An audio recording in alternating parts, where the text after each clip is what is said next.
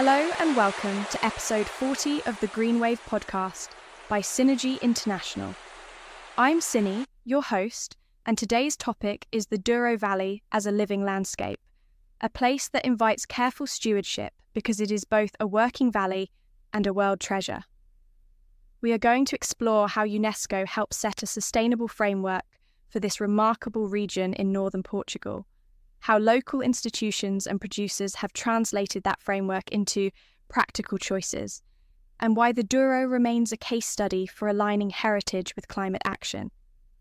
We will look at where the rules came from, who enforces them, which houses have stepped up, and how energy transitions can be done without fraying the tapestry of terraces, schist, and river that makes the valley so singular. The Douro announces itself with stone and light. There are terraces that climb like ancient amphitheatres. There is a river that appears and disappears as if shy of the camera. There are schist walls stacked by hand, vines that inch into the sky by persistence rather than indulgence, and quintas that sit like punctuation marks in a very long sentence. Miguel Torga, one of the leading Portuguese poets and diarists of the 20th century born near the Douro, once called this valley an excess of nature. Anyone who has stood above São Leonardo de Galafura will understand the remark without further footnotes. It is a landscape that over-delivers.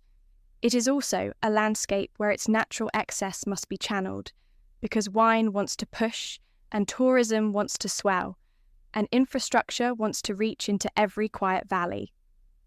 A region like this needs a plan, and in the Douro, the plan exists as law, practice, and culture.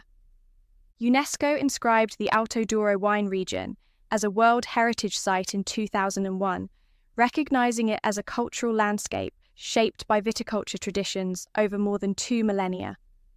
The UNESCO plan extends protections and ties an active management plan and large buffer zone, making a simple yet demanding promise. The promise was to preserve a cultural landscape that is still producing the thing that made it famous. This is not a museum of terraces. It is a living farm the size of a small country district. To keep the promise, there must be management rules, not in abstract jargon, but in field decisions that prevent the slow unravelling of walls, prevent slope slippage after heavy rains, and prevent the kind of incremental building that robs a valley of its sightlines. The inscription is not a seal to put on tour brochures. It is a governance compact that says the beauty comes from work and the work must be guided. The phrase cultural landscape sounds polite. The reality is practical. A cultural landscape has 3 moving parts that need to be aligned. There is the thing that is produced. There is the way the land is shaped to produce it. There are the people who uphold the practice. In the Douro, those parts are wine and fortification know-how, terraces and schist retaining walls, and families and workers who carry the craft. When one part moves too quickly, the others lose coherence. When terraces are bulldozed into broad mechanized slopes, the hydrology changes, and the walls lose their meaning. When the craft is reduced to brand storytelling without changes in farming, the landscape is speaking prose while the label writes poetry. The UNESCO framework matters because it requires balance. The roots of regulation here did not begin with UNESCO, of course. They go back to the 18th century when the state first grappled with quality, fraud, and the temptation to chase volume. In 1756, the Marquis of Pombal created the General Company of Agriculture of the vineyards of the Upper Douro. Boundaries were marked with stone pillars that still appear in the landscape like chess pieces left after a very long game. There was classification of vineyards. There were rules about what could be called port. There was a clear statement that the reputation of a place needs the structure of law. That early impulse to demarcate is a gift to modern sustainability. A region that knows its borders, its grades, and its obligations has a head start. Modern stewardship is multi-layered. There is the National Heritage Law. There is the intermunicipal plan that turns UNESCO objectives into zoning, sits in the hands of local authorities, and guides decisions about buildings, roads, and landscape works. There is the Port and Douro Wines Institute, the IVDP, that regulates production, tests quality, and anchors fair competition. There are research and innovation entities that turn climate stress into practical responses, not just studies. There are associations of producers that push for new tools, from digital weather stations to biodiversity corridors. All of this sounds bureaucratic until you see a hillside hold under a storm because cover crops did their job, or watch a bat emergence above a vineyard that will eat enough moths to let a grower skip a treatment round. Sustainability in the Douro is a network of 1,000 small decisions. There is hand repair of dry stone walls rather than quick concrete. There is winter cover that keeps soil where it belongs. There is careful vine balance that respects water stress. There is selective replanting to heat-resilient varieties that still speak Douro. There is integrated pest management that rewards observation and timing. There is investment in sensors that tell a grower when dew point and wind say spray or stay home. There is water, reuse in the winery, and photovoltaic panels on roofs that neither shout nor spoil a view. There is packaging that trims weight, and a distribution chain that is a little less thirsty. And there is a basic truth that wages and training are a sustainability topic, because a valley with skilled work is a valley with a future. Wine and port remain the engine, so we should look at the houses that have pushed sustainability from communiqué to checklists. The players are many, though a few shape the conversation. The great houses with vineyards from Chimacorgo to the Douro Superior that have embraced measurable, audited goals set a tone. Some have adopted the B Corporation model, tying governance, community, and environment into a visible pledge. Others have focused on specific interventions, such as organic conversions in chosen quintas or biodynamic parcels, where soil life and canopy are watched with that mix of attention and humility that old vineyards demand. Symington Family Estates set clear, time-bound goals for renewable energy, emissions cuts, low-impact packaging, and community engagement. The programme is not a set of slogans. It is a plan with panels on roofs, solar thermal on estates, and hectares that have moved to organic practice where conditions suit. The Fladgate Group is associated with a climate action platform that has become a repository of practical know-how across regions. Fonseca's work on organic port proved that a fortified category could include a bottle that meets stricter farming rules and still tastes like the valley. So Grape's Douro Quintas have been test beds for integrated pest management and precision agriculture under European research partnerships. Independent quintas such as Crasto and Nova articulate sustainability in their own idiom, sometimes with simple moves like eliminating plastics in hospitality, and sometimes with deeper vineyard changes. Nieport's pockets of organic and biodynamic practice show that minimal intervention is not a slogan in this climate.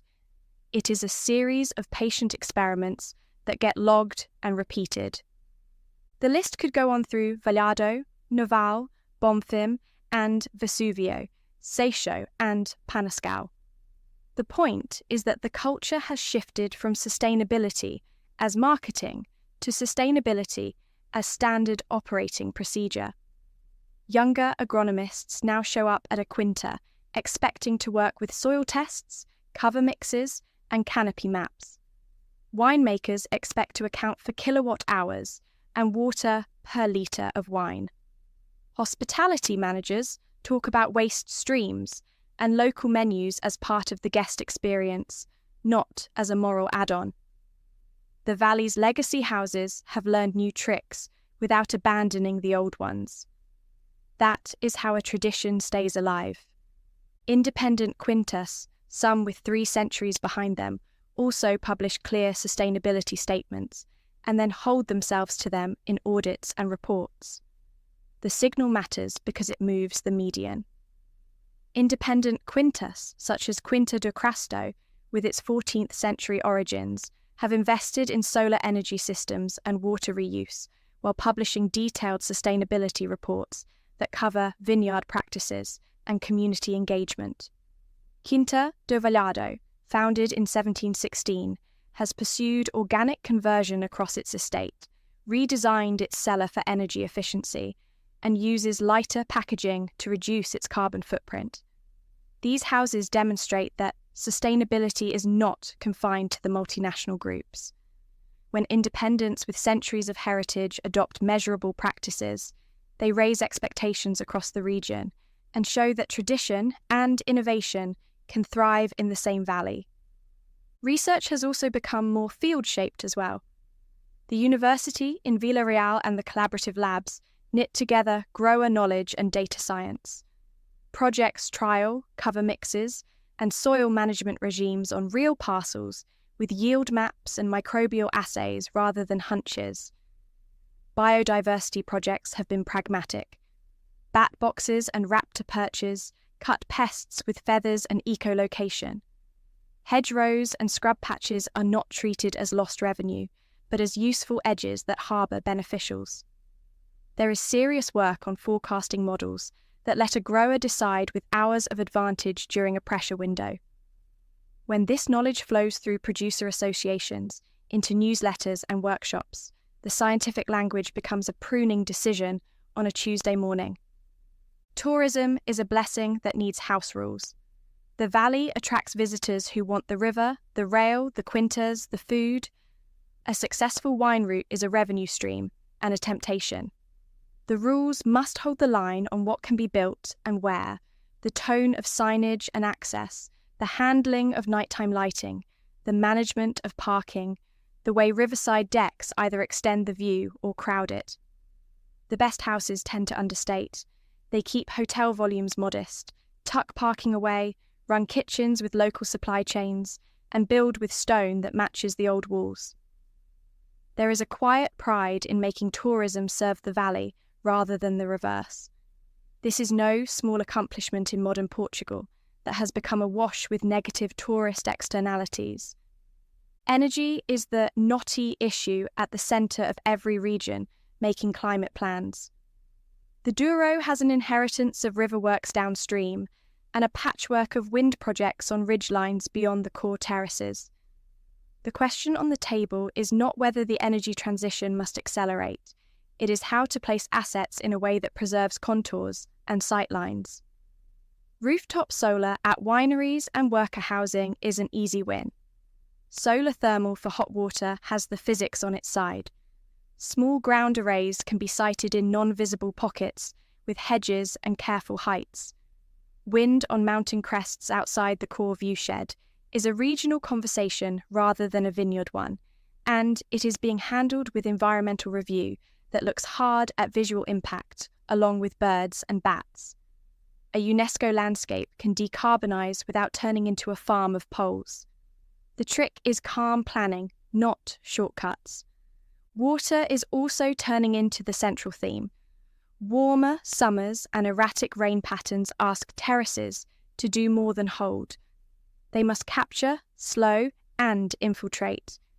The best growers now sculpt microswales that are invisible to a casual visitor, but powerful in a storm.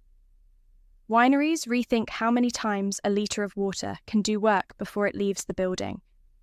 Olive groves and almonds in the higher, drier parts of the region are part of the matrix, since they provide vegetative cover and income diversity that helps reduce pressure to overplant vines. There is even a conversation about shade. Vines need sun, but not scorch. Partial shade nets and higher canopies are not an aesthetic capitulation. They are a practical response to heat spikes that keeps acid in the berries and sanity in the picking crew.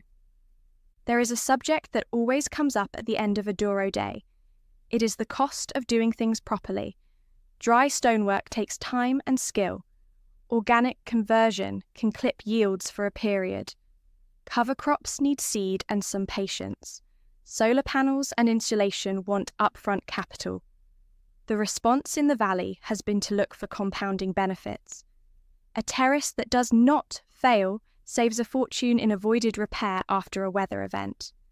A healthy soil cuts fertilizer purchase. A good water reuse loop reveals leaks that would have haunted a budget.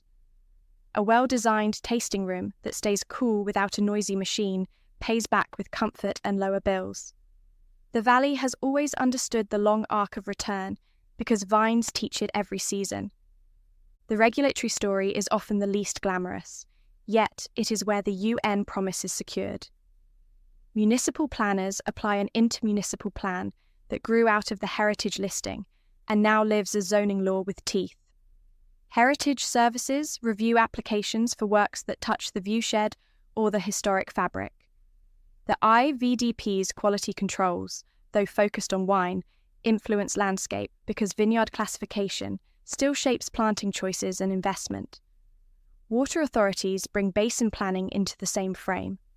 The better producers learn to treat this as a design brief rather than a hurdle. The good projects go through with tweaks that make them better, not because a committee said so, but because the place has a grammar and the rules have learned it. The governance layer works best when it is collaborative. UNESCO provides the language of outstanding universal value and the periodic check-ins.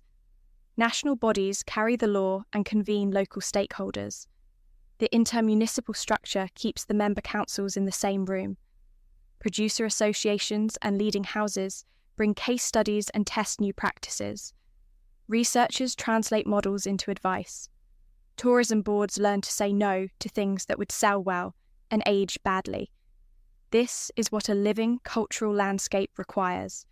Not a single line of command, but a web of actors who agree that the river, the terraces, the walls, the vines, and the people are one system. A question we often hear is, how much of this is performative and how much is measurable? The fair answer is that metrics have improved. There are audited standards now in Portugal that let a producer earn certification for company-wide sustainability practices, not just vineyard inputs. There are science-based targets for emissions that big groups can subscribe to. There are regional indices that track biodiversity on farms, where hedges and uncultivated patches are treated as assets. There is company reporting that discloses energy mixes, water reuse rates, and packaging weight reductions. It is not perfect, yet it is enough to see who is moving and by how much. Another question concerns risk. Fire, drought, and pests do not read management plans. The response has been to factor resilience into design. Fire breaks that do not look like scars. Equipment and training for first response teams. Redundant water sources for emergency irrigation at vine-critical phenological stages. Vineyard mosaics that reduce monoculture stress. Early warning systems for disease pressure. Insurance that recognises the reality of a warmer world. A heritage landscape cannot freeze itself in time. It must adapt with its own materials. The Douro has those materials in abundance. We should talk too about the next decade. Electrification of farming equipment will expand. Vineyard robots will come out of pilots into routine row work, especially on pruning assist and floor management. Sensors will become ordinary. Fruit quality models will let a winemaker make earlier calls with less sampling. Lightweight bottles will become the norm for still wines, and port will quietly shave grams where it can, without losing the category's stately feel.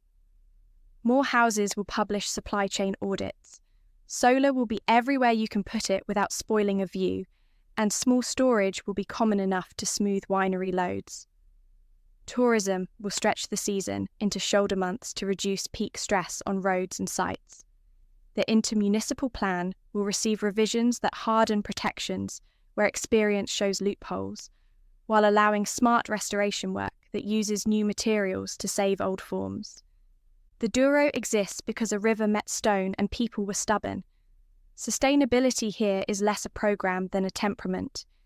It is a choice to keep walls upright and soils alive, to take energy from the sun without turning every hill into a machine, to manage water like the treasure it is, to welcome visitors without turning the valley into a theme park, and to keep making wines that speak the grammar of place. The UNESCO role is not to tell the valley what to do. It is to keep the promise visible and the bar high. The rest is the daily work of growers, winemakers, masons, planners, researchers, and the families that live among the vines. Well, that's a wrap on our 40th GreenWave pod. We appreciate you sharing your time. You can find us on Apple Podcasts, Spotify, iHeart, Podchaser, Boomplay, and Player FM, so feel free to follow the pod and share with friends. Please do leave a review, especially if it's a 5-star one. If you have missed any of our LinkedIn posts or the GreenWave Gazette, you can always catch us on LinkedIn, X, Facebook, Instagram, or visit synergy-international.net. We'll keep reflecting on the trends shaping sustainable finance and global policy. Until next time, keep riding the green wave of sustainability.